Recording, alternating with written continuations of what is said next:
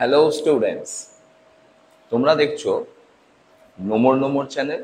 আমি সৌমিত্র পাল। আজ আবার অ্যাটমিক স্ট্রাকচারে তোমরা, আমি এবং নোমর চ্যানেল আবার একত্রিত হলাম। তোমরা একইভাবে বলবো, আগের 4টে পার্ট খুব ক্লিয়ার করে দেখো। আজকে পঞ্চম যে পার্ট 5 যেটা পড়াবো, সেটা অত্যধিক ভাইটাল এবং এতটাই ভাইটাল যে আমরা এর পরবর্তীকালে যে পিরিয়ডিক টেবিল পড়াবো ক্লাস 10-এর, সেই পিরিয়ডিক টেবিলটাও এই পার্ট থেকে কাজে লাগবে। এবং তোমাদের 11-এর অ্যাটমিক স্ট্রাকচারে মেন ফান্ডা পার্ট 4 আর পার্ট 5। তো এই পার্টটা প্রচন্ড ইম্পর্টেন্ট। পার্ট 4 না দেখলে তোমরা এই পার্টটা কিছুই বুঝতে পারবে না। তো আগের পার্টগুলো দেখে রেডি করো, তারপর এই পার্টটা তোমরা তৈরি করো। চলে এসো, আজকে যেটা পড়াবো সেটা হচ্ছে অ্যাটমিক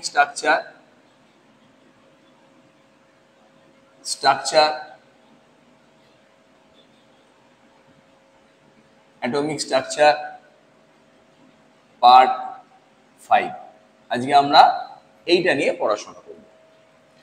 তো আমরা একটুখানি বলি, আগের দিনে আমরা অরবাইটাল সম্বন্ধে তথ্য পেয়েছিলাম। অরবাইটালকে প্রকাশ করা হয় ম্যাগনেটিক কোয়ান্টাম নাম্বার দিয়ে, স্মল এম দিয়ে, এবং তার ভ্যালু ছিল -L থেকে +L পর্যন্ত। অর্থাৎ টোটাল একটি সাব অরবিটে কতগুলো অরবাইটাল থাকবে সেটা আমরা বার করতে পারবো। তার ফর্মুলা ছিল নাম্বার অফ অরবাইটাল মানে n ইকুয়াল টু 2l + 1। এই ফর্মুলায় আমরা বার করেছিলাম। তো রিক্যাপ করে দিলাম। তারা ছোট্ট কথা বলি, দেখো আগের দিন আমরা বলেছিলাম যে এস অরবাইটাল এইরকম দেখতে, স্ফেরিক্যাল শেপ। এর এখানে আছে নিউক্লিয়াস। আর এই যে অঞ্চলটা, যে অঞ্চল জুড়ে আমরা একটা এরকম যে একটা ব্যাসার্ধ দেখাচ্ছি, তো এটা অ্যাকচুয়াল কক্ষপথ নয়, এটা ইলেকট্রনের বিস্তার। Probability of finding electron is maximum. Probability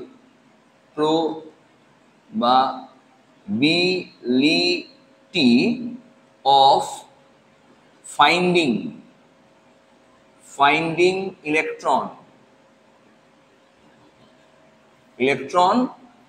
is maximum. Probability of finding electron maximum. আচ্ছা, তাহলে এটা কি? এটা আমরা আঁকলাম ইলেকট্রন ক্লাউড আঁকলাম। তো ইলেকট্রন ক্লাউড, এখানে প্রবাবিলিটিটা সব থেকে বেশি। যত নিউক্লিয়াসের দিকে যাব, ইলেকট্রনের পাওয়ার প্রবণতা সব দিকে কমে যাবে। তো সেখানটা আমরা বলবো নিউক্লিয়াস। আমরা পরবর্তীকালে এই জায়গাগুলোকে আমরা নোট দিয়ে আঁকা করব। তো কিভাবে করব পরে বুঝছি। এখানে আরেকটা তোমাদের অরবাইটাল ছবি আঁকিয়েছিলাম, দেখো তোমরা। এটা ছিল পি অরবাইটাল। এই পি অরবাইটালের এই জায়গায় ছিল নিউক্লিয়াস। এবং এই জায়গাটা, এই যে ঘটনাটা দেখানো আছে, দেখো ভালো করে বুঝে নাও, তাহলে তোমরা বুঝে যাবে। এইখানে দেখো, এই প্রবাবিলিটি অফ ফাইন্ডিং ইলেকট্রন এই প্রান্তে এসে ম্যাক্সিমাম, আর যত নিউক্লিয়াসের দিকে যাব, প্রবাবিলিটি অফ ফাইন্ডিং ইলেকট্রন মিনিমামের দিকে যাচ্ছে, অর্থাৎ কমছে। তার মানে এই ধরনের যে আকৃতি তৈরি করেছিল, এই আকৃতিতে, তার মানে এগুলো আমরা কি আঁকছি, এগুলো কোথাও ইলেকট্রন নেই, সব ইলেকট্রন ক্লাউড আছে, আগের দিন বোঝানো আছে। কিন্তু নিউক্লিয়াসের কাছে এসে probability of finding electron is minimum হয়ে যাবে বা 0 হয়ে যাবে। নিউক্লিয়াসের কাছে ইলেকট্রনের যে অস্তিত্ব সেটা 0। তাই নিউক্লিয়াসের কাছে এসে দেখো বেলুনের কোনো অস্তিত্বই নেই। বেলুন দুটো লোক যেন একটা বিন্দুতে মিলে গেছে। এই স্ট্রাকচারটাকে কি আমরা নাম দিয়েছিলাম? এই স্ট্রাকচারটাকে আমরা বলেছিলাম ডাম্বেল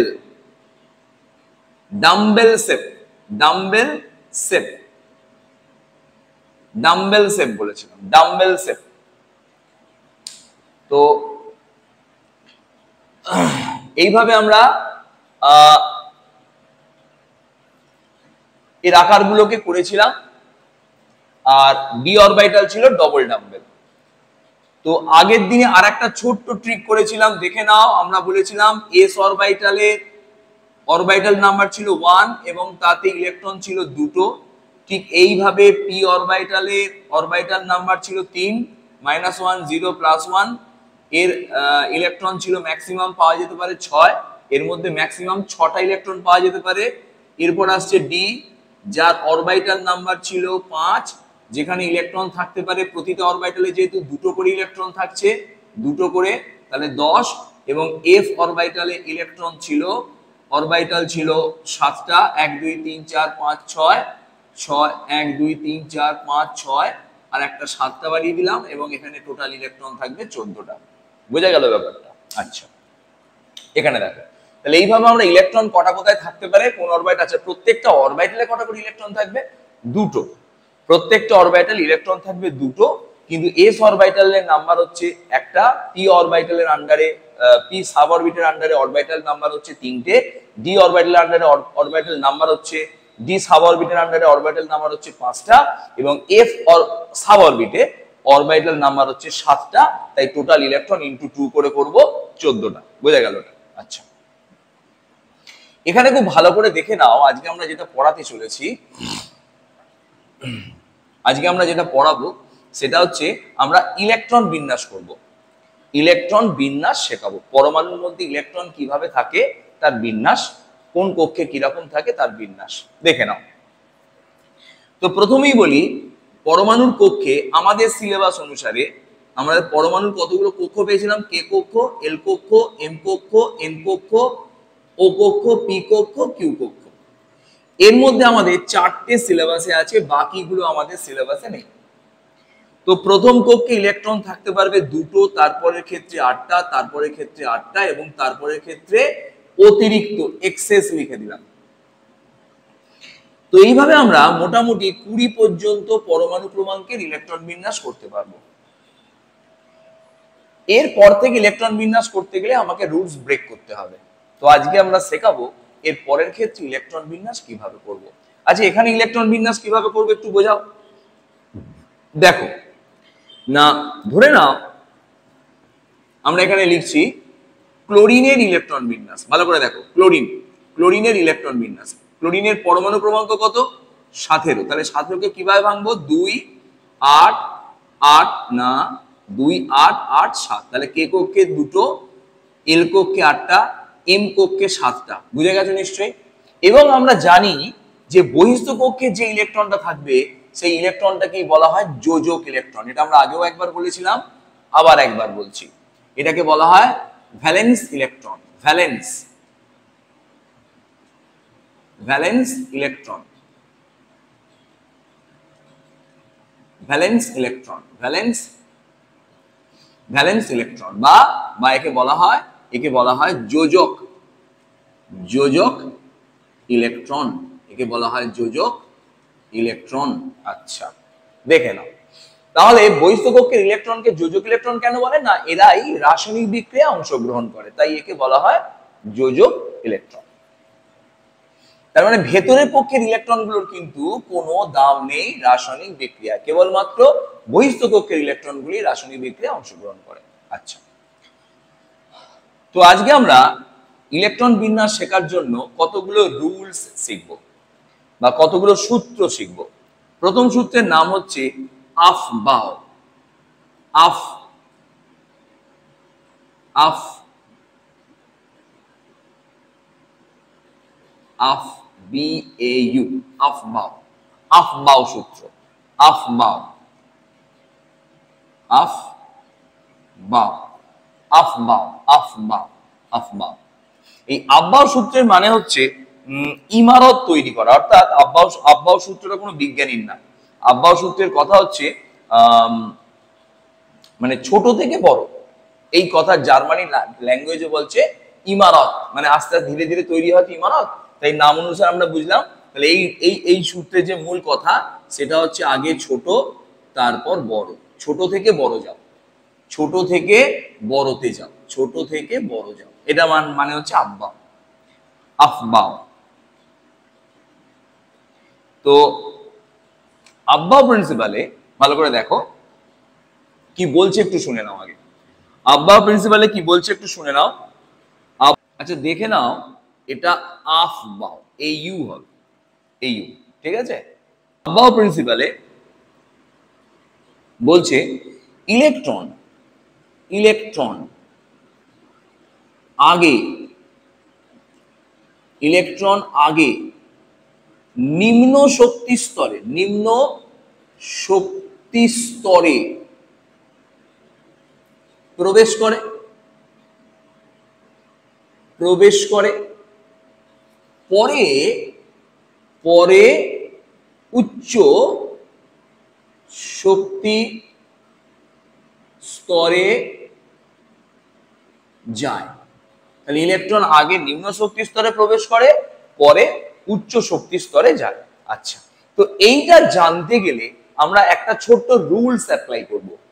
রুলসটা হচ্ছে n প্লাস এল, এই রুলস। যদি n প্লাস এল এর মান, কোন অরবিটালের n প্লাস এল এর মান কম হয়, তার শক্তি কম। এটা 1 নম্বর রুলস। তাহলে ইলেকট্রন সেখানে আগে প্রবেশ করবে। আর 2 নম্বর রুলস হচ্ছে যদি n প্লাস এল এর মান সমান হয়ে যায়, n প্লাস এল এর মান যে ক্ষেত্রে সমান, সেক্ষেত্রে কি হবে না, n এর মান, n এর মান যেখানে কম হবে, কম শক্তি তার কম, এবং ইলেকট্রন সেখানেই প্রবেশ করবে। বুঝতে পারলাম না? আমি কিচ্ছু বুঝতে পারিনি, আমি সব বোঝাবো, আসছি।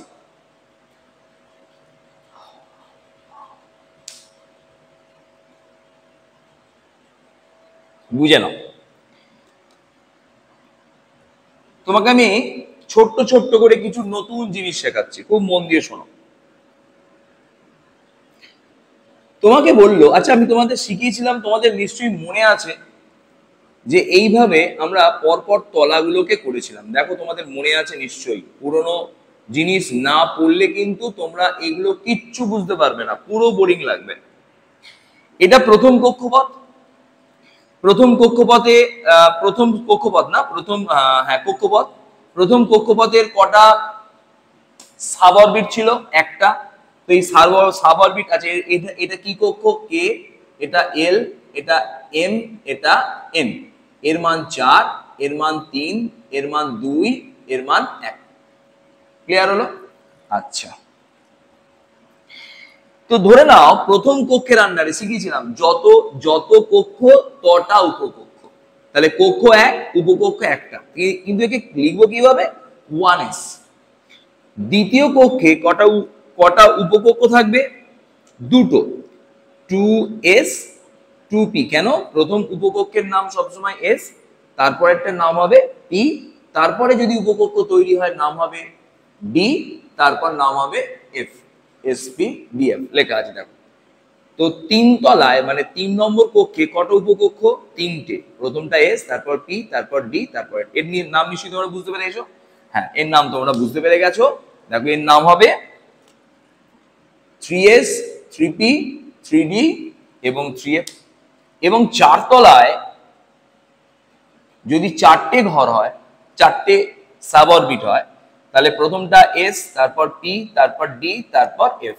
এবং এটার নাম হবে নিশ্চয়ই তোমরা বুঝতে পেরেছো 4s, 4p, 4d এবং 4f। এটা তোমরা নিশ্চয়ই বুঝে গেছো, তাই তো? আচ্ছা, এবার চলে এসো।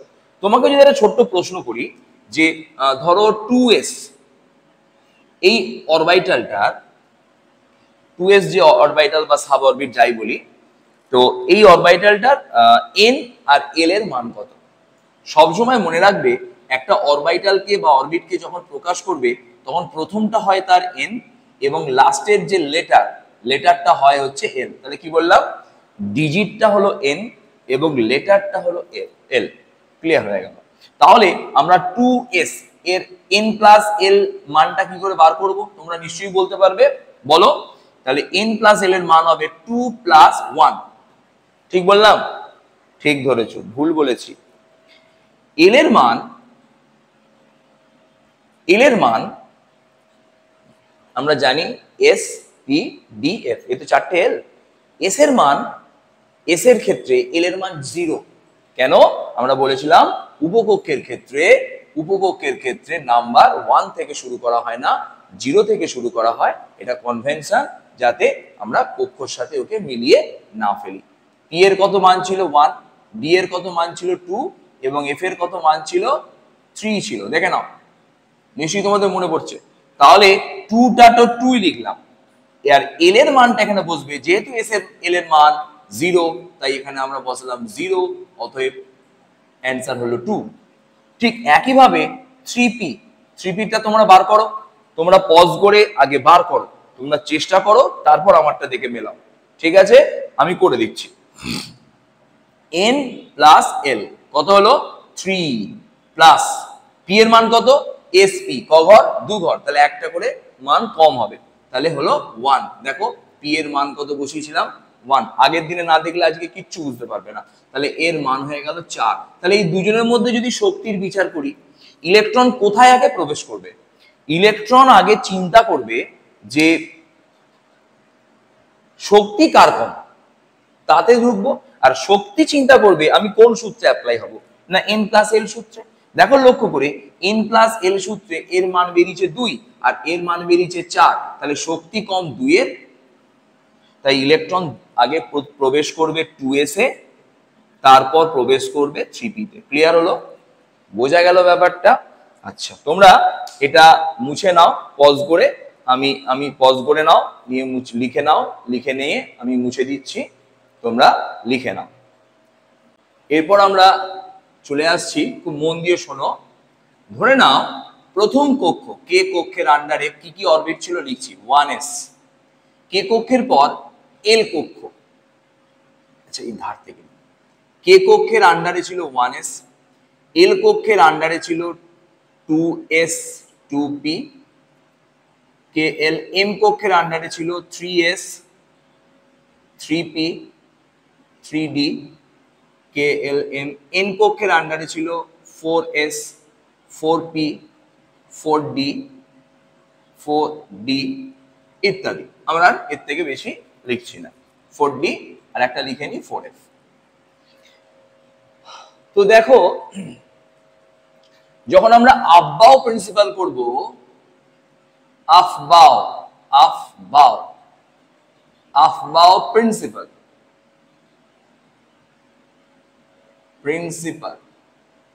আফবাও প্রিন্সিপাল, যখন আমরা আফবাও প্রিন্সিপাল করব, তখন আফবাও প্রিন্সিপালের ক্ষেত্রে আফবাও বলছে যে সবার আগে প্রবেশ করবে 1s এ ইলেকট্রন, তারপর প্রবেশ করবে 2s এ, তারপর প্রবেশ করবে 2p তে, তারপর প্রবেশ করবে 3s এ, তারপর প্রবেশ করবে 3p তে,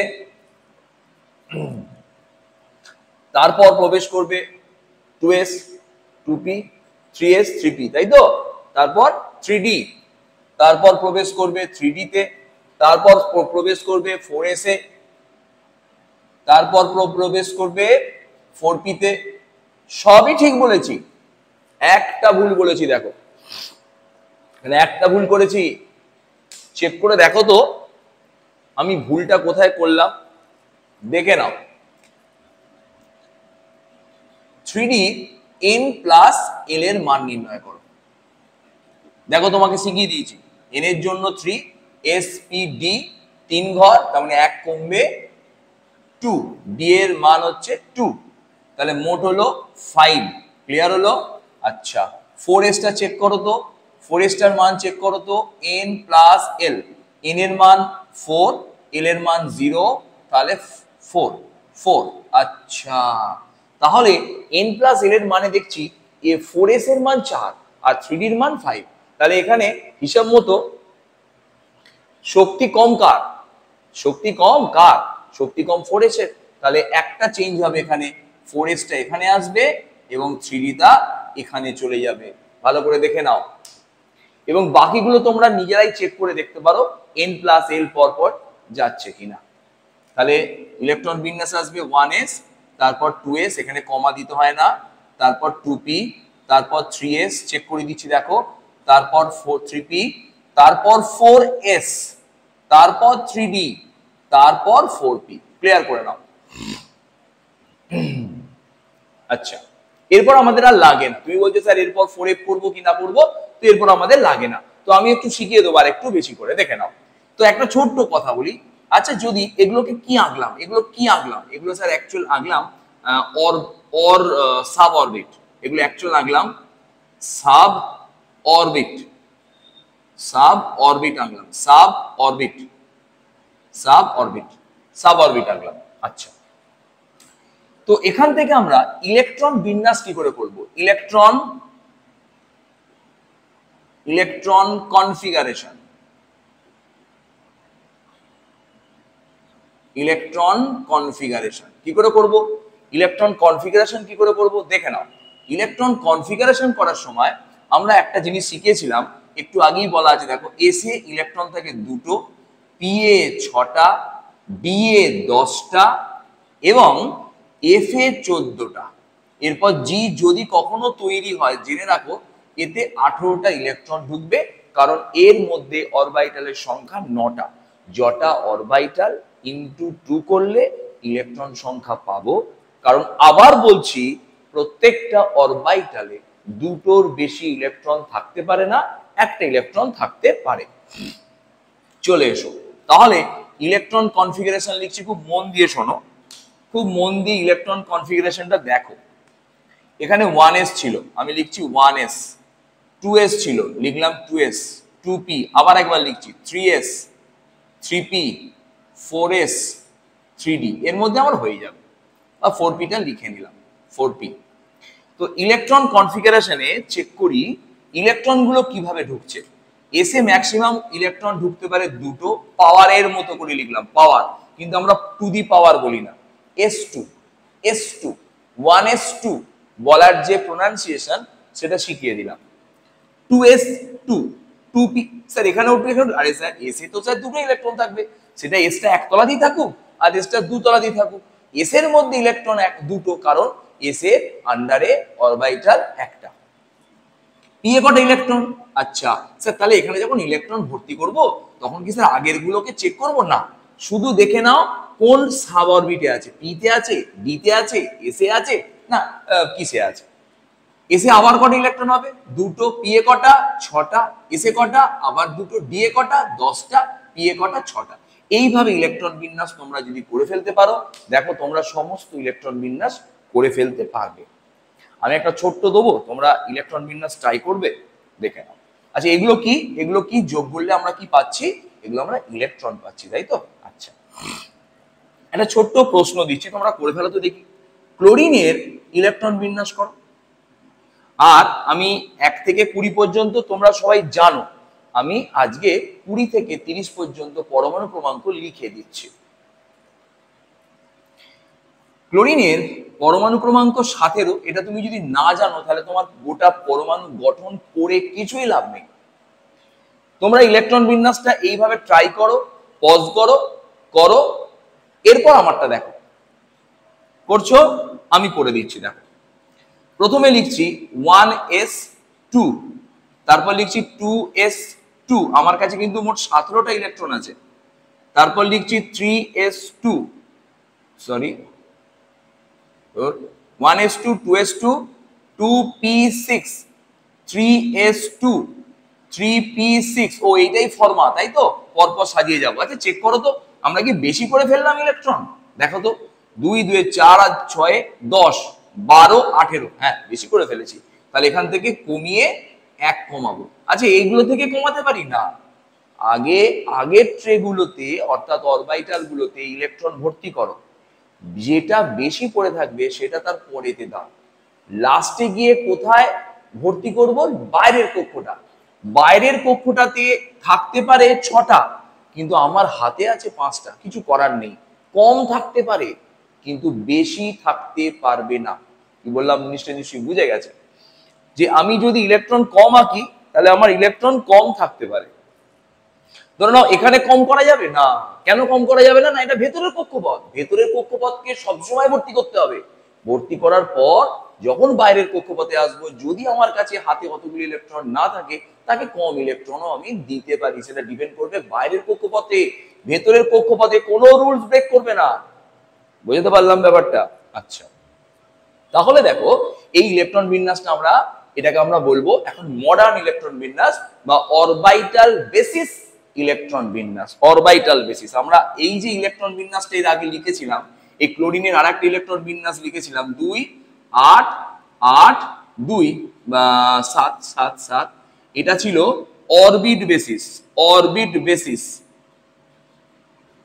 অরবিট বেসিস ইলেকট্রন বিন্যাস। আর এটা হচ্ছে অরবাইটাল বেসিস ইলেকট্রন কনফিগারেশন। আচ্ছা, তাহলে বুঝে গেলাম। তাহলে এইভাবে আজকে আমাদের যেটা শিখতে হবে, তোমরা ভালো করে শোনো মন দিয়ে, আমি আরো দুটো তিনটে জিনিস তোমাদের শেখাচ্ছি। দেখে নাও, আমরা প্রথমেই শুরু করছি দেখে নাও, প্রথমেই শুরু করছি আমরা 21 নাম্বার পরমাণু থেকে। আমরা 1 থেকে 20 পর্যন্ত জানি, সেটা ধরে নিচ্ছি। 21 নাম্বার পরমাণু থেকে শুরু করছি। SC scandium, TI titanium, V vanadium, SC TI V, তারপর হচ্ছে ক্রোমিয়াম, তারপর হচ্ছে ম্যাঙ্গানিজ, তারপর হচ্ছে 24 25 26 iron, 26 iron, 27 cobalt, 28 nickel, 29 copper এবং 30 হলো জিঙ্ক। দেখে নাও, আমি লিখে দিচ্ছি 21 22 23 24 25 26 27 28 29 and 30। তো এর একটা কবিতা আছে, 1 থেকে 20 পর্যন্ত একটা কবিতা আছে, যারা আমার কাছে পড়েছো তোমরা তো জানোই। হা হি লিডার বেড়াল, বনে কাঁদে নানা অচিলায়, ফল নিতে সোজা মাঠে এলো সিদে, ফসকে শেষে পড়লো কলে কামড়ে আদা। তাই তো না? ফসকে শেষে কামড়ে আদা পড়লো কলে, ফসকে শেষে কামড়ে আদা পড়লো কলে। আচ্ছা, তো ওই যে আমরা 20টা করে নিয়েছিলাম, লাস্টে ক্যালসিয়ামে এসে ঠেকেছিলাম। তো এর কবিতাটা আমি লিখে দিচ্ছি, আমি আর লিখছি না, তোমরা লিখে নাও। এটার নাম হচ্ছে সায়েন্স টিচার। এটার নাম, এটা SC for science, TI for teacher, V for Vinita, CR for Kumari, MN for man, एफी फॉर फी, को फॉर को, फी को, नी कू जलता है। साइंस टीचर विनीता कुमारी, मन फी को नी कू जलता है। Scandium, titanium, vanadium, chromium, manganese, iron, cobalt, nickel, copper, zinc. देखो तुम्हारा नामेर संगे संगे मिले যাচ্ছে পুরো, তোমরা লিখে নাও পর পর। সায়েন্স টিচার विनीता कुमारी, मन फी को नी कू जलता है, তোমরা মিলিয়ে ফেলতে পারবে। তো যাই হোক, আমাদের এই অবধি যদি দিয়ে দিই, তোমরা একটা ছোট্ট জিনিস করো তো দেখি, ছোট্ট ইলেকট্রন বিন্যাস করো। আচ্ছা, ছোট্ট ইলেকট্রন বিন্যাস দিয়ে একটা আমি, তোমরা ফার্স্টে করো ম্যাঙ্গানিজ। ম্যাঙ্গানিজের ইলেকট্রন বিন্যাসটা করে ফেলো দেখি, ম্যাঙ্গানিজের ইলেকট্রন বিন্যাসটা করে ফেলো। ম্যাঙ্গানিজ কত দেখো, তোমরা এখান থেকে দেখতেই পাচ্ছ 25। তোমরা পজ করো, চেষ্টা করো, যত পজ করবে চেষ্টা করবে তত শিখবে। নচেত তোমরা শুধু ভিডিওটা যারা দেখছো শুধু দেখতেই থাকছো, শিখবে না। দেখে নাও, আমি চাইছি শুধু শেখা নয়, তোমরা এই চ্যাপ্টারগুলোতে নিজের একটা লেজেন্ডারি অস্তিত্ব তৈরি করো। অর্থাৎ এই চ্যাপ্টার থেকে কোনো প্রশ্ন স্যার যদি আমাদের দেন, আমরা যেন তুড়ি মেরে করে দিতে পারি, মানে আমরা ভাববো না প্রশ্নটার জন্য। ক্লিয়ার হলো? আচ্ছা, দেখে নাও এবার। এবং আমাদের যেন এই চ্যাপ্টারটা পরবর্তীকালে আমাদের নিজেদের লেভেল আপ করতে সাহায্য করে, আমি এর জন্যই এই চ্যাপ্টারের এই পার্টগুলো দিলাম। দেখে নাও, ম্যাঙ্গানিজের 25, তাহলে আমরা কিভাবে লিখবো? আমরা এখানে চলে আসছি, আর খাটছি না। 1s2 2s2 2p6 3s2 3p6 4s2, দাঁড়াও, 4s2 করলে মোট হচ্ছে 20, 4s2 পর্যন্ত 20, এটা মনে রাখবে, 4s2 পর্যন্ত 20 হয়। তারপর আমার হাতে আছে 5, তাহলে হবে 4s2, এই অবধি তো তোমরা লিখলেই, তারপর লিখবো 3d5। দেখো, লক্ষ্য করো, আমরা লাস্টে কিন্তু রুলস ব্রেক করতে পারি, অর্থাৎ আমাদের যটা ইলেকট্রন হাতে থাকবে আমরা তটাই লাস্ট অরবিটালে দেবো, কিন্তু তার মানে এই না লাস্ট অরবিটাল বা অরবিটে আমরা যে কোনো ইলেকট্রন দিতে পারবো না। তো আমরা আগের গুলোকে ভর্তি করলাম, লাস্ট অরবিটালে এসে আমার 10টা লাগছিল, তবে 30 হতো। কিন্তু আমার 10টা হাতে নেই, আছে 25, আমরা লাস্ট অরবিটালে 5টা ইলেকট্রন দিলাম। বুঝতে পারা গেল?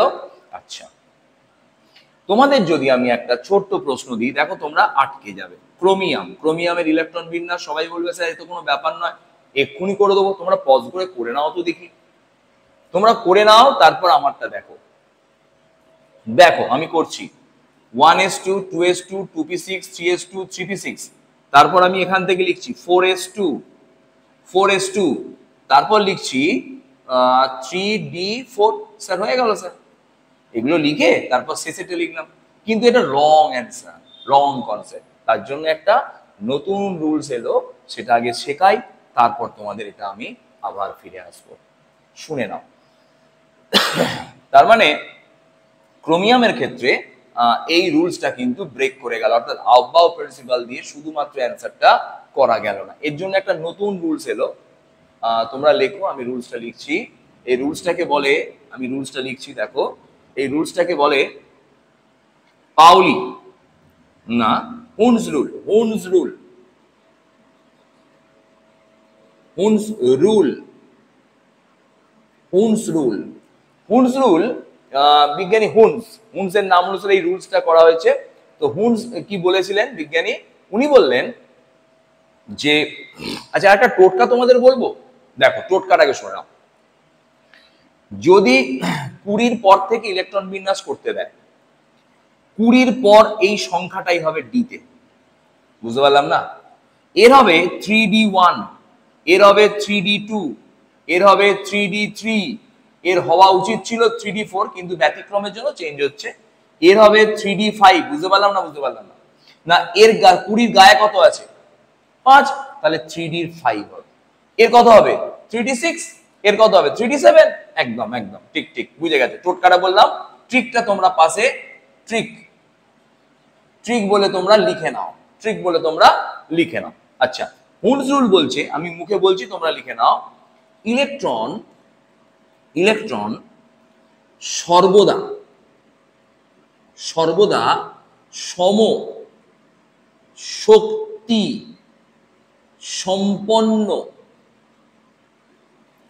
শক্তি সম্পন্ন অরবাইটালে, অরবাইটাল লিখলাম, কক্ষক কক্ষক অরবাইটালে একক ভাবে প্রবেশ করে। সমশক্তি সম্পন্ন কক্ষকে প্রথমে এককভাবে প্রবেশ করে এবং পূর্ণচ্ছেদ তুলে দিলাম, এবং ঘূর্ণন একমুখী হবে। এই আমাদের সূত্র, এটুকু জানলে আমাদের কাজ মিটে যাবে। কিন্তু আরেকটু বেশি জানবো, এরপর যদি ইলেকট্রন আসে, তারপর তারা ওই কক্ষকগুলোকে ভর্তি করবে। কতগুলো আমার শুনে নাও, এবং তাদের ঘূর্ণন বিপরীতমুখী হবে। লিখে দিচ্ছি, এরপর ইলেকট্রন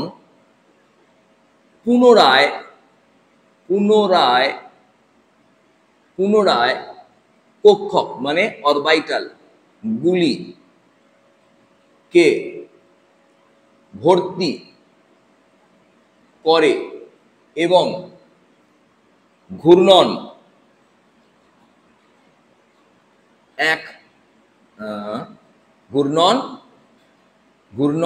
বিপরীত দিকে হয়, বিপরীত দিকে হবে।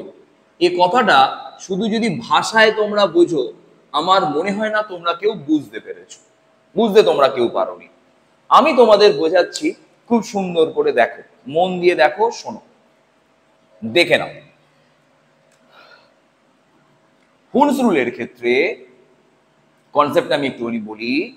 ধরে নাও আমার কাছে 3d4 আছে, 3d4 দেখেছো? আচ্ছা, এর ইলেকট্রন কিভাবে প্রবেশ করবে বলতে পারবে? তাহলে একটা ছবি আঁকি ফার্স্টে, দেখে নাও। ফার্স্টে আমরা ডি এর 1 2 3 and 4 5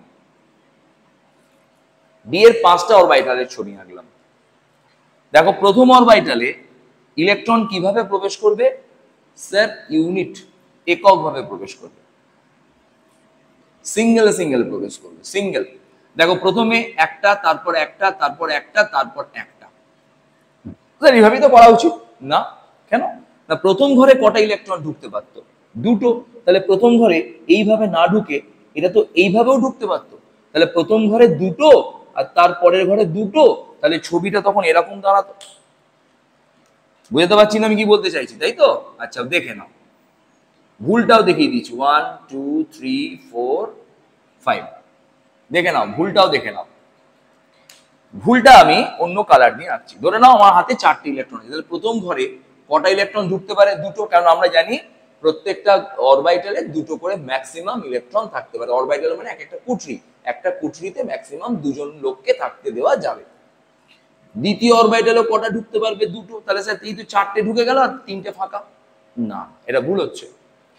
তো হুন্স বললেন, দেখে নাও, ইলেকট্রন সর্বদা সমশক্তি সম্পন্ন অরবিটালগুলিতে এককভাবে প্রবেশ করবে এবং তাদের ঘূর্ণন একমুখী হবে।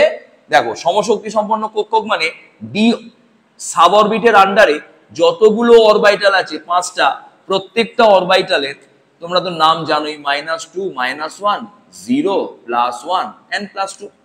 এই প্রত্যেকটা অরবিটালের এনার্জি মোস্ট প্রবাবলি সেম, মানে প্রায় সমান। তো এই ইলেকট্রন গুলো কিভাবে প্রবেশ করবে? না প্রত্যেকটা ঘরে একটা করে। এটা খানিকটা আমি তোমাদের বিয়ে বাড়ির খাওয়ানো দিয়ে বোঝাতে পারি, দেখো তোমরা বুঝে যাবে। আচ্ছা ধরো বুফে যদি না হয়, এমনি পংক্তিতে যে বসে আমরা লাইন বেসিস বসে যে খাই 4 টেবিলে, সেখানে কিভাবে খাবার পরিবেশন করে? তোমাকে কি সব রকম খাবার দিয়ে ধরে দেয় একসঙ্গে? সব না, প্রথমে ফিশ ফ্রাই আসে। ফিশ ফ্রাই কিন্তু একজনকেই সবগুলো দিয়ে চলে যায় না। তুমি যদি চাও তখন তারা বলবে যে আগে আপনি এটা খান, আমি আবার ঘুরে আসছি। দেখবে সবাইকে প্রথমেই ফিশ ফ্রাই গুলো পরপর একটা একটা করে সবাইকে দিয়ে চলে যাবে। ফার্দার যদি ওই ট্রেতে বেঁচে থাকে তখন এসে তোমাকে আবার দেবে। তাহলে প্রত্যেকটা ঘরে প্রত্যেকটা লোককে যেমন খাবার একটা সিঙ্গেল যেমন ফুড তাকে সার্ভ করা হবে, সেরকম ভাবে আমরা প্রত্যেকটা অরবিটালে একটা করে ইলেকট্রন প্রবেশ করবে, এটা দেখতে পেলাম। তার মানে জায়গা আছে, সে চাইছে দিতে পারতাম, কিন্তু হুন্স বলছে এইভাবে রুলস ব্রেক করবে, প্রত্যেকটা ঘরে একটা করে ইলেকট্রন দাও।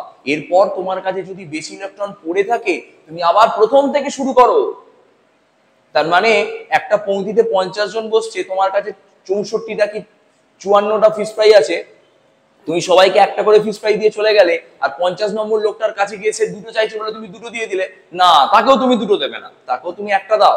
আবার ফিরে এসো ট্রেটা নিয়ে, যে 1 নম্বরে চেয়েছিল বা যে 1 নম্বরে ছিল তাকে তুমি ফার্স্ট জিজ্ঞেস করো, দাদা আপনি নেবেন? এইভাবে পরপর তুমি আবার দিয়ে যাও। এইভাবেই পরিবেশন হয়, এবং এই পরিবেশনের রুলসই হুন্স রুল অ্যাপ্লাই হলো। অর্থাৎ পরিবেশনের মতোই হচ্ছে হুন্স রুল। বোঝা গেল ব্যাপারটা নিশ্চয়ই? আচ্ছা, তাহলে আমি যদি তোমাদের একটা ছোট্ট প্রশ্ন দিই, তোমরা করে ফেলতে পারবে? দেখি তো কেমন তোমাদের বুদ্ধি, তোমরা করো তো দেখি। 3D7 এর ইলেকট্রন বিন্যাসটা তোমরা করে ফেলো তো দেখি। 3D7 ইলেকট্রন বিন্যাস ঝট করে ফেলো, পজ করো, করে ফেলো, দেখে নাও। কক্ষগুলোকে আমি এইখানে লিখছি, ভালো করে দেখে নাও, আমি কিন্তু কক্ষগুলোকে এইখানে লিখছি। আমরা কালারটা চেঞ্জ করছি, করে লিখছি। তো 7টা আছে, তাহলে আমার হাতে কটা ঘর আছে? 5টা। তাহলে আমি ফার্স্টে এইখানে একটা ইলেকট্রন দেবো, এইখানে একটা ইলেকট্রন দেবো, এইখানে একটা ইলেকট্রন দেবো, এইখানে একটা ইলেকট্রন দেবো, এইখানে একটা ইলেকট্রন দেবো। দেখো প্রত্যেকটা ঘরে একটা করে ইলেকট্রন ঢুকলো, এবং প্রত্যেকটা ইলেকট্রনের ঘূর্ণন উপরের দিক করে।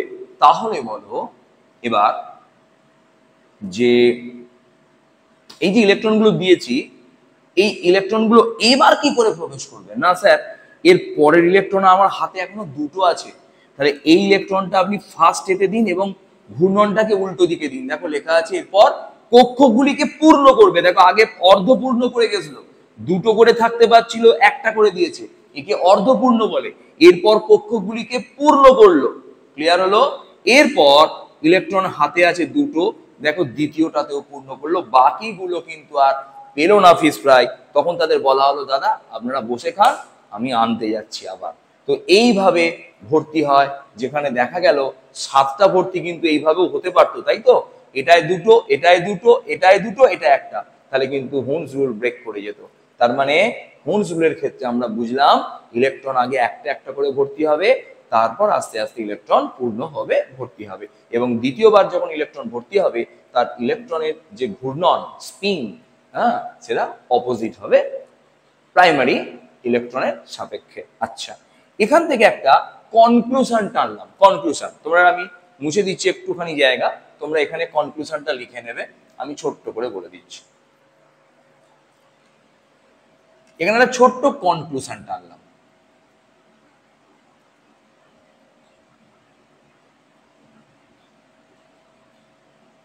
কনক্লুশন,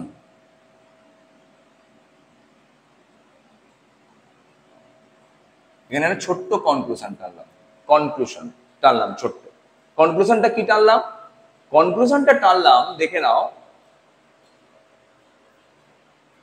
কনক্লুশনটা টানলাম যে শক্তির বিচারে, শক্তির বিচারে যদি শক্তির বিচার করতে চাই, তাহলে শক্তির বিচারে সবথেকে স্টেবল, সবথেকে স্টেবল মানে stability order, stability order, stability order, যদি শক্তির বিচারে স্টেবিলিটি অর্ডারের বিচারে আমি একে ভাগ করি, তাহলে বলবো সব থেকে শক্তি বেশি হচ্ছে ফুলফিল্ড, ফুলফিল্ড,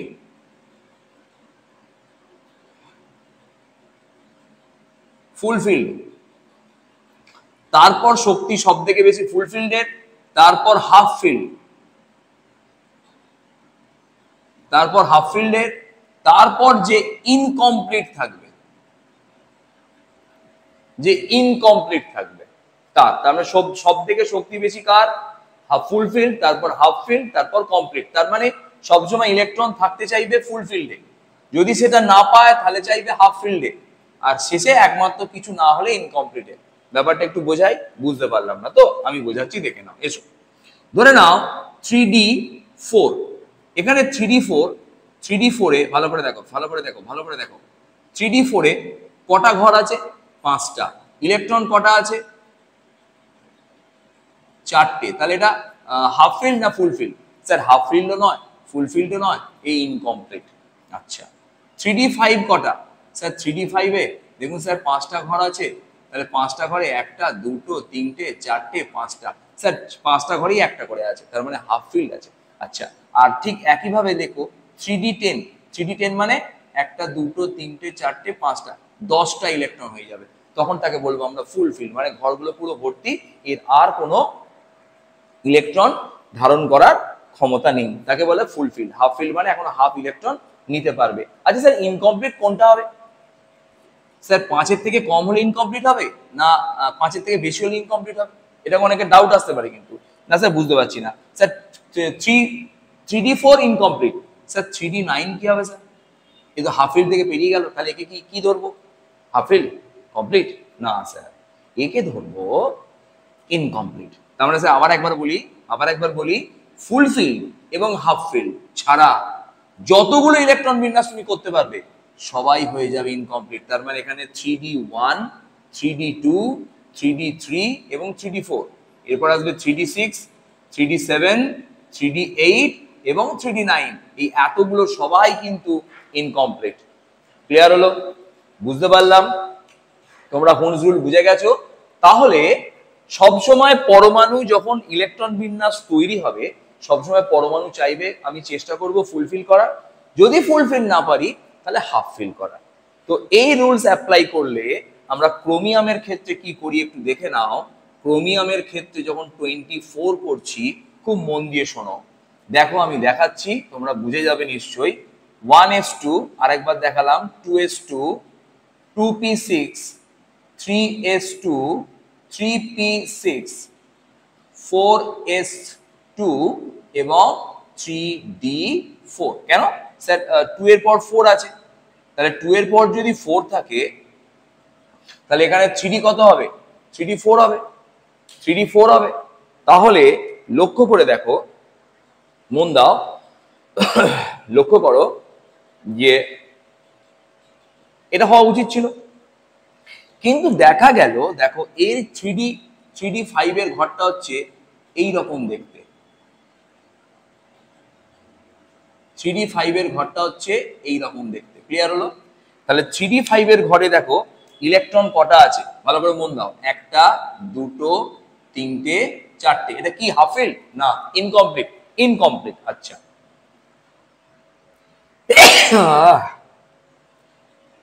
আর এটাতে কি আছে একটু চেক করি। এটাতে একটাই ঘর, একটা ঘরে কটাই ইলেকট্রন আছে? দুটো। তো অ্যাকচুয়াল এস অরবিটালকে হাফ ফিল্ড ফুল ফিল্ড হিসাবে খুব একটা বেশি প্রাধান্য দেওয়া হয় না। তাহলে একটা লক্ষ্য করো, এখান থেকে যদি একটা ইলেকট্রনকে দেখো, এখান থেকে যদি একটা ইলেকট্রনকে আমি এইখানে নিয়ে চলে যাই, দেখতেই পেলে নিশ্চয়ই, তাহলে ইলেকট্রন বিন্যাসটা নতুন করে কি হবে বলতে পারবে? এখান থেকে ইলেকট্রনটা যদি এখানে চলে যায়, দেখো ইলেকট্রন বিন্যাসটা আমি লিখছি একবার, দেখো ইলেকট্রন বিন্যাসটা আমি লিখছি, দেখো আশা করি এটা দেখা যাবে, বোধহয় কাটছে না সম্ভবত, হ্যাঁ আমি ধরে নিলাম এটা কাটছে না। 1 2 3 and 4। তাহলে এখান থেকে যদি একটা ইলেকট্রন ওখানে চলে যায়, তাহলে ওখানে কটা ইলেকট্রন আছে বলতে পারবে?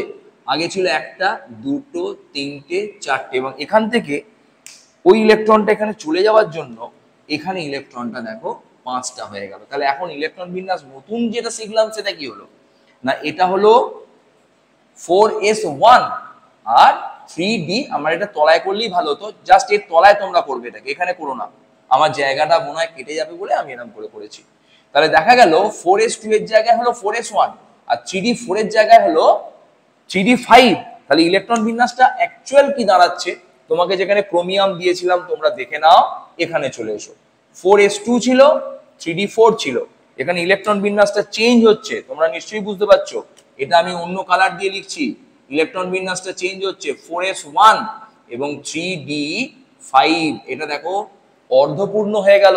তাহলে ইনকমপ্লিট থেকে অর্ধপূর্ণ হলো বলে এই আগের ইলেকট্রন বিন্যাস অপেক্ষা এখনের ইলেকট্রন বিন্যাসটা অধিক স্টেবল ডিউ টু হুন্ডস রুল, যার জন্য এই ইলেকট্রন বিন্যাসটা না হয়ে এখানে এই ইলেকট্রন বিন্যাসটা হলো। আমরা এইটা মুছে দেবো, তোমরা পজ করে লিখে নাও, একটা ছোট্ট প্রশ্ন দিয়ে রাখি, তোমরা চেষ্টা করে করতে থাকো।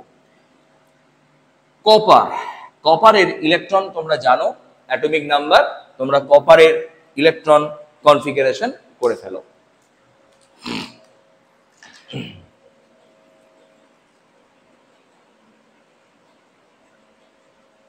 দেখে নাও কপার 29, তোমরা নিশ্চয়ই করে ফেলেছো, তো আমি একটুখানি বলি। দেখো কপার 29 এর ক্ষেত্রে ইলেকট্রন বিন্যাস হওয়া উচিত ছিল 1s2 2s2 2p6 3s2 3p6 4s2 3d9। আচ্ছা 9 কেন বললাম না, 2 এর পাশে 9 আছে, d এর মাথায় 9 হবে, এটা ট্রিক কিন্তু, তাই তো? আচ্ছা এবার শোনো, তোমরা বুঝতেই পেরে গেছো। এবার শোনো, মন দাও যে এটা কি ঠিক করলাম? দেখো লক্ষ্য করো, আমি একটুখানি দেখাচ্ছি। এটা অরবিটালটা 1 2 3 and 4, 1 2 3 and 4। আচ্ছা এখানে ইলেকট্রনগুলো কিভাবে থাকবে? এখানে 1 2 3 4 5 4 5 6 7 8 9, দেখেছো? লক্ষ্য করছো আমরা ইলেকট্রনগুলো কিভাবে ভর্তি করলাম? আচ্ছা এবার প্রশ্ন হচ্ছে যে স্যার এই ইলেকট্রন বিন্যাসটার ক্ষেত্রে এইটা অ্যাকচুয়াল কি হলো না স্যার, এটা ইনকমপ্লিট হলো।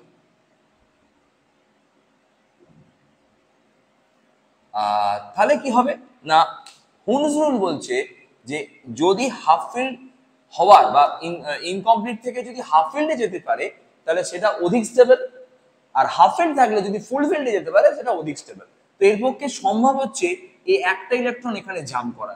একটা ইলেকট্রন এখানে জাম্প করলে যে নতুন অরবিটাল গুলো হবে, সেই অরবিটাল গুলোকে একবার তোমরা দেখে নাও। এই অরবিটাল গুলো এইরকম হবে এবং এইরকম হবে, 1 2 3 and 4। তো এইভাবে অরবিটাল গুলো ভর্তি করার সময় দেখো ইলেকট্রন গুলো কিভাবে প্রবেশ করছে, এখানে একটা, এখানে দুটো, তিনটে, চারটে, পাঁচটা, ছটা, সাতটা, আটটা, নটা, লাস্ট ইলেকট্রনটা এখানে ঢুকেছে। তো ইলেকট্রনটাকে আমরা আলাদা কালার দিয়ে লিখবো, ইলেকট্রনটাকে সেম রাখবো। দেখো যে ইলেকট্রনটা ঢুকেছিল, তাহলে এখানে লক্ষ্য করো এখন যে ইলেকট্রন বিন্যাসটা পেয়েছি সেটা কিন্তু কমপ্লিট হয়ে গেছে। যেহেতু কমপ্লিট হয়ে গেছে সেহেতু আমরা এটা বলতে পারি এর থেকে এই ইলেকট্রন বিন্যাসটা মোর স্টেবল। তাহলে এটা স্টেবল হয়ে গেল, এটা মোর স্টেবল হয়ে গেল, এটা মোর স্টেবল হয়ে গেল।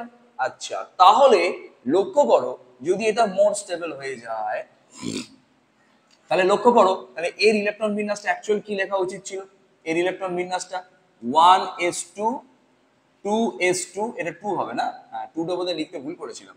2s2 2p6 3s2 3p6 4s1 3d10 হয়ে গেল। তাহলে এটা অধিক স্টেবল ইলেকট্রন বিন্যাস। অনেকে এইটাকে ধরে নেয় প্রথম কক্ষ, এইটাকে ধরে নেয় দ্বিতীয় কক্ষ, আর এইটার সাথে এইটাকে ধরে নেয় তৃতীয় কক্ষ, KLM। সেই জন্য এটাকে অনেক অনেক স্যার বা বইয়েতে এইভাবে একসঙ্গে লেখা থাকে। তো আমার মনে হয় আমারটা মোর অথেন্টিক। তো এটা কে কক্ষ, এটা এল কক্ষ। আর 3 নম্বর কক্ষকে লেখার সময় ইলেকট্রন বিন্যাস যেমন করছি তেমনই করব, আগে এখানে ঢুকবে তারপর এখানে ঢুকবে, কিন্তু লেখার সময় অনেকে এইভাবে এইভাবে একসঙ্গে লিখে নেয়, লিখে 4s1 লিখে নেয়, অর্থাৎ KLM তারপরে, কিন্তু লেখা অথেন্টিক এটা। মানে 3 গুলোকে এক জায়গায়, 4 গুলোকে এক জায়গায়। বুঝতে পারছো কি বলতে চাইছি? তোমরা বুঝতেই পেরেছো। আচ্ছা, তাহলে একটা ছোট্ট কথা বলি, মন দিয়ে শোনো। এই যে ইলেকট্রন বিন্যাসগুলো তোমরা লিখছো, অনেকের মনের মধ্যে আসতে পারে যে স্যার এর পরবর্তীকালে যদি ইলেকট্রন বিন্যাস আসে তখন তো আপনি অরবিটাল গুলো আর দেখালেন না, এর পরে তো আর দেখার নেই, তাহলে সেটা কিভাবে করব? না, সেটার একটা ছোট্ট রুলস আমি বলে দিচ্ছি, দেখে নাও। এইভাবে লিখতে হয় 1s, একটু ছেড়ে ছেড়ে লিখতে হবে, এবং যতটা ছাড়বে এখানে ততটাই ছাড়বে। 1s, তারপর কি হবে 2s 2p, তারপর কি হবে 3s 3p, তারপর কি হবে 3d, তারপর 4s 4p 4d 4f, 5s 5p 5d 5f। তোমরা এইভাবে 6s এইভাবে তোমরা সাজিয়ে নেবে। এর পরেগুলো তোমরা লিখবে, আমি আর লিখিনি, ঠিক আছে? এরপর 3f হবে না, হবে 4f। আচ্ছা আচ্ছা, তো দেখে নাও ইলেকট্রন কিভাবে প্রবেশ করবে। না, ইলেকট্রন প্রবেশ করবে প্রথমে এই কর্নারে প্রবেশ করবে, অর্থাৎ ইলেকট্রন যে তীর যে বরাবর যাবে ইলেকট্রন সেখান দিয়ে প্রবেশ করবে ধরবো। তাহলে প্রথমে ইলেকট্রন প্রবেশ করলো 1s, আমি লিখলাম 1s। তারপর ইলেকট্রন প্রবেশ করলো 2s, আমি লিখলাম 2s। তারপর ইলেকট্রন প্রবেশ করেছে, লক্ষ্য করো ভালো করে, ভালো করে, একটু বাঁকা হয়ে গেছে এটা, লক্ষ্য করো ভালো করে, ইলেকট্রন সমান্তরালে আসছে সবসময়। প্রথমে ইলেকট্রন প্রবেশ করেছে 2p তে, আমি লিখেছি 2p। তারপর ইলেকট্রন প্রবেশ করেছে 3s এ, আমি লিখলাম 3s। আবার তীরটা গেল, একটাই তীর বারবার যাচ্ছে আর আসছে। এই ইলেকট্রনটা কোথায় প্রবেশ করবে দেখো, তারপর ঢুকবে 3p, তারপর 3p এর পর কোথায় প্রবেশ করেছে দেখো 4s। বুঝতে পারছি এটা? দেখো এখান থেকে কিন্তু একটু গন্ডগোল হলো। আচ্ছা 4s, তারপর ইলেকট্রন কিভাবে প্রবেশ করবে, তারপর 4s এর পর কোথায় গেছে, আবার ব্যাক করে যাচ্ছে, আবার d তে আসছে, দেখো 3d, এই জায়গা দুটো চেঞ্জ হলো 3d। তারপর কোথায় আছে বলো 4p, 4p এর পর কোথায় আছে বলো 4p এর পর আছে 4p এর পর আছে 5s। এইভাবে তোমরা কিন্তু এরপর কোথায় ঢুকবে দেখো 4d, এরপর 4d, তারপর কোথায় ঢুকবে 5p 5p, তারপর ঢুকবে 4s। এইভাবে তোমাদের আমরা সমস্ত ইলেকট্রন বিন্যাসটা লিখিয়ে করিয়ে দিতে পারবো। তোমরা কিন্তু এইভাবে করে নাও। তার মানে আমরা মোট 118টা মৌল আবিষ্কার হয়েছে, এখন 119-20টাও হয়ে গেছে। তো আমরা সেই সমস্ত মৌলের ইলেকট্রন বিন্যাস কিন্তু এইভাবে করে দিতে পারবো, কিছু কিছু কোথাও কোথাও ব্যতিক্রম আছে। এবং একটা ছোট্ট কথা বলি, যে লাস্ট একটা ইলেকট্রন বিন্যাসের রুলস আছে, ইলেকট্রন বিন্যাস জনিত। তাহলে কটা রুল শিখলাম? একটা শিখলাম আফবাও, আফবাও, আর একটা শিখলাম হুন্স। এরপর যেটা শিখবো তার নাম হচ্ছে, এটা কার জন্য শিখছে? এগুলো সব ইলেকট্রন বিন্যাস জনিত, তাই তো? এরপর যেটা শিখবো তার নাম হচ্ছে পাউলি, পাউলি, পাউলিজ এক্সক্লুশনস, এক্সক্লুশনস, এক্সক্লুশনস ল, পাউলিজ এক্সক্লুশনস ল, এটা আমরা শিখলাম পাউলিজ এক্সক্লুশনস ল। অর্থাৎ এটাকে বাংলায় বলা হয় পাউলির, পাউলির, পাউলির লির অপবর্জন নীতি, পাউলির অপবর্জন নীতি। আচ্ছা দেখে নাও, এই পাউলির অপবর্জন নীতিতে একটা ছোট্ট কথা আছে। কথাটা হচ্ছে যে এই ইলেকট্রন বিন্যাসগুলো যখন করছি, একটি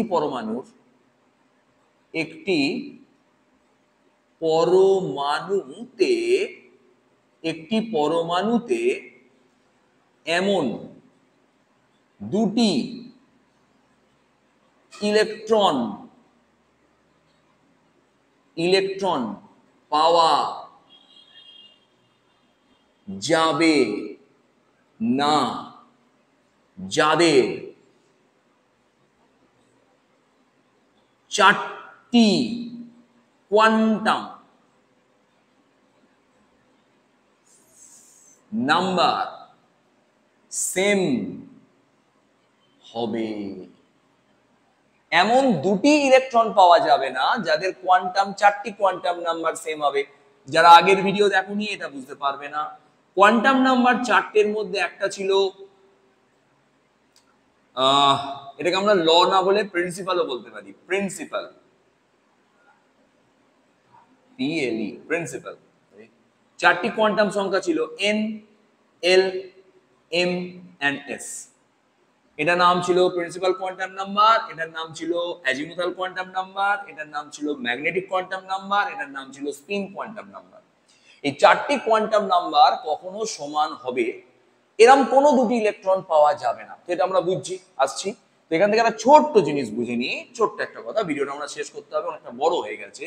ছোট্ট কথাটা হচ্ছে, একটু দেখে নাও। এখান থেকে একটা অনুসিদ্ধান্ত টানা গেল, অনুসিদ্ধান্ত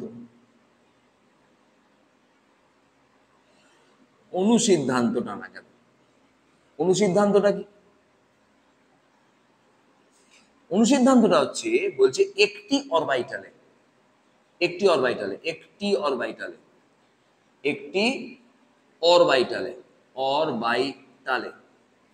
সর্বাধিক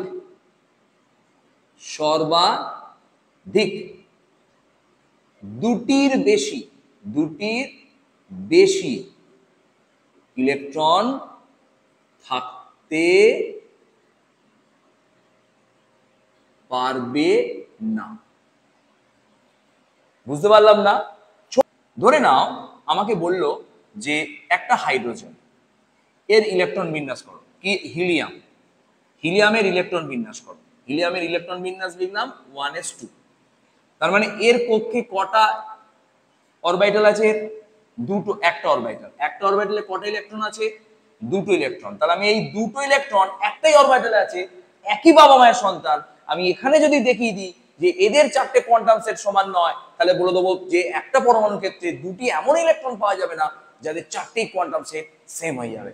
কি করে দেখে নাও, মন দাও। আমরা লিখছি n, l, m আর s, চারটে কোয়ান্টাম নাম্বার লিখে নিলাম। খুব ভালো করে দেখো। এবার দেখো 1s এর জন্য এই যে ইলেকট্রন দুটো আছে, আমরা একটা ইলেকট্রনকে লিখছি দুটো ইলেকট্রন। এটা ভালো করে দেখো, দুটো ইলেকট্রন, বা আমরা একটা ইলেকট্রন এরকম করে লিখলাম আর একটা ইলেকট্রনকে এভাবে লিখলাম। এই ইলেকট্রনটার জন্য, এটা হচ্ছে প্রথম ইলেকট্রনটা, বোঝা যাচ্ছে নিশ্চয়ই? এই ইলেকট্রনটার জন্য n এর মান হচ্ছে 1, l এর মান হচ্ছে 0, কারণ আমরা জানি l এর মান s হলে 0 হয়, আর l এর মান 0 হলে m এর মানও হয় 0, আর ইলেকট্রনটা যদি উপরের দিকে আছে তাই এর মান হয়ে গেল +12।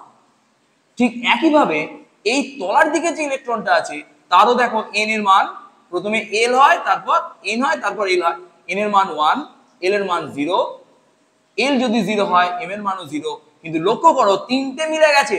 তোমরা ভাবতেই পারো স্যার এই তো তিনটে মিলে গেল, কিন্তু লাস্ট ইলেকট্রনটা দেখো নিচের দিকে আছে, নিচের দিকে ঘূর্ণন, তাই এটা হয়ে যাবে -12। তার মানে লাস্টে এসে এদের চারটে কোয়ান্টাম সংখ্যার এক হলো না, এক মানে 1 নয়, সেম। তাহলে এখান থেকে প্রমাণিত হয়ে গেল, তোমরা চেষ্টা করেও দেখতে পারো যে কোনো পরমাণুর ক্ষেত্রে ইলেকট্রন বিন্যাস করো না কেন, তোমরা কিন্তু এই চারটে কোয়ান্টাম সেট কখনোই দুটো পরমাণুর সমান পাবে না। এর থেকে অনুসিদ্ধান্ত পেলাম একটা অরবিটালে দুটির বেশি ইলেকট্রন থাকে না। তোমরা এইভাবে বার করে নিতে পারো। আচ্ছা, আর একটা ছোট্ট প্রশ্ন তোমায় যদি দিয়ে রাখি যে 3D আর আর আর আর ঠিক না 4f আর 5p, এই দুটো অরবিটালের মধ্যে কোথায় আগে ইলেকট্রন প্রবেশ করবে, এবং আর দুটো জিনিস বার করো, এই প্রত্যেকটা অরবিটালের n এর মান আর l এর মান, n এর মান আর l এর মান কত কত। তোমরা এই দুটো অ্যান্সার করে খাতায় পরের দিন রেডি করে রাখো। আর আজকে এই পর্যন্তই করলাম, কারণ আমাদের ভিডিওটা অনেকটা বেড়ে গেছে। এখান থেকে তোমরা আরেকটা ছোট্ট প্রশ্ন তোমাদের দিতে পারি, তোমরা আরেকটা পরের দিনের জন্য প্রশ্ন করে নিও। একটা ছোট্ট কোশ্চেন দিচ্ছি, তোমরা রেডি করে রাখবে, আমার ভালো লাগবে। প্রশ্নটা হচ্ছে, তবে আমি পরের আবার কমেন্টস করতে পারো, আমি তাহলে আরো হব, আমি ভিডিও তাহলে আবার পাঠাবো। প্রশ্ন হচ্ছে, ভালো করে শোনো,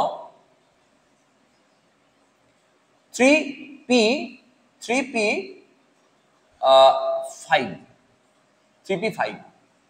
পিতে কটা ইলেকট্রন থাকতে পারে? পিতে ইলেকট্রন থাকতে পারে 6টা। 3p5 এর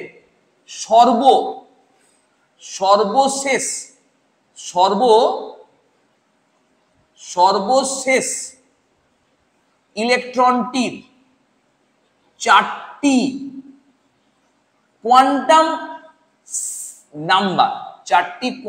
নাম্বার কি কি? 4টি কোয়ান্টাম নাম্বার কি কি তোমাদের বার করতে হবে সর্বশেষ ইলেকট্রনের। ঠিক আছে, তা তোমরা করে নিও। আর আবার আমরা নতুন কিছু ভিডিও, নতুন কিছু ট্রিক এর পরে ভিডিও শেখাবো।